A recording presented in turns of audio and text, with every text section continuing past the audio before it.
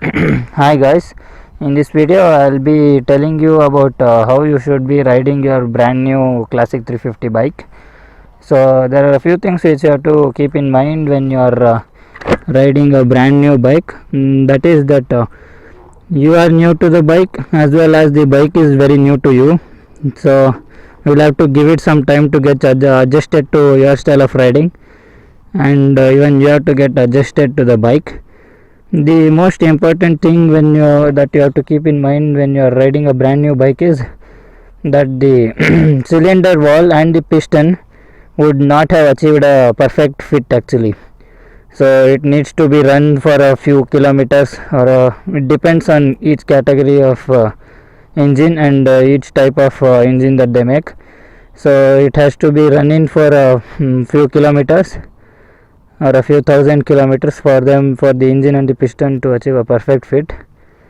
And so only after they can achieve a perfect fit, the engine can start producing maximum power. But if you follow the running in, and that is actually what's known as a running in, that is, you need to run in your engine so that the piston and the cylinder wall can achieve proper set or a proper fit. So what happens if you don't do the procedure properly is you could end up creating a gap between the piston and the cylinder wall, and because of that gap there will be a significant power loss, and you will have to consume more fuel to get the same kind of power output. So I will be showing you how you should be riding your brand new bike. So when the engine is new, you have to take things a bit easy on the bike, and on the Royal Enfield bikes doing that is actually very easy, because the bike will itself communicate to you when you will have to be changing gears and when you will have to be downshifting. So see, now I am in the first gear, and in your brand new bike in the first gear it will go up to around 15 to 20 kilometers per hour. That's the max. And as soon as you go to that speed, the engine starts vibrating and the whole bike starts vibrating. So that is an indication for you to change the gear. You'll have to shift up then. So once you shift up, the vibration dies down and it will be running smooth. Again, as soon as you cross the specified limit for the second gear, again the bike will start vibrating. So this is the process in all the gears up to the fifth gear. And when the bike starts vibrating in the fifth gear, so that is like the maximum speed you'll have to take it up to, and then you should drop the pace down again so that you can ride it smoothly without any vibration. So doing that on this bike is really easy, because the bike itself communicates to you that you have to change the gear.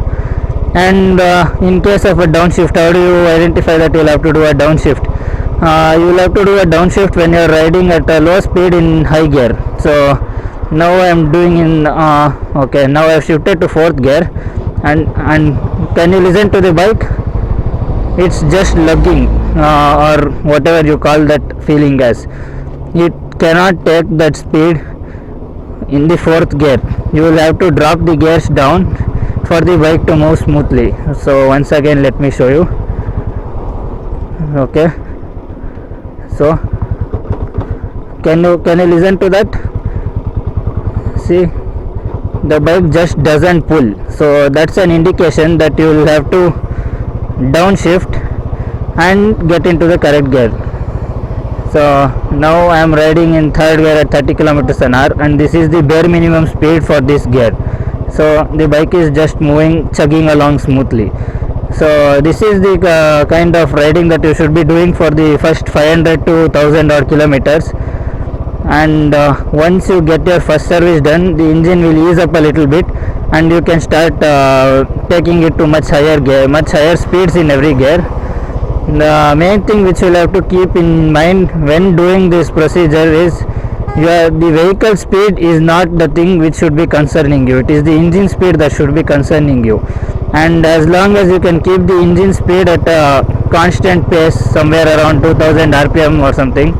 Obviously you don't have a tachometer on this bike to know that you are riding at 2000 rpm or higher speeds, but you can ride by the feel of the bike itself. As long as the bike is running smoothly without any issues, without any lugging, without any vibration. It's as good as you are doing in the speed in the proper gear and at the proper engine speed. So that's it guys, that's it from my side. The only advice I have to give you is keep the engine at a constant RPM when it is brand new, and try riding it as smooth as possible and give it some time to settle in. So once you are done with the mandatory running in, you can start slowly easing up the engine and start riding the bike hard.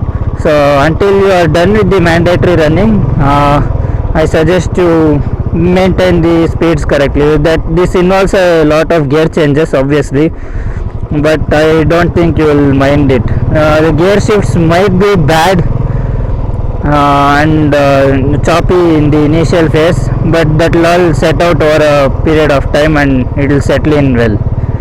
So that's it guys. If you have any comments or queries, you can leave them in the comment section below.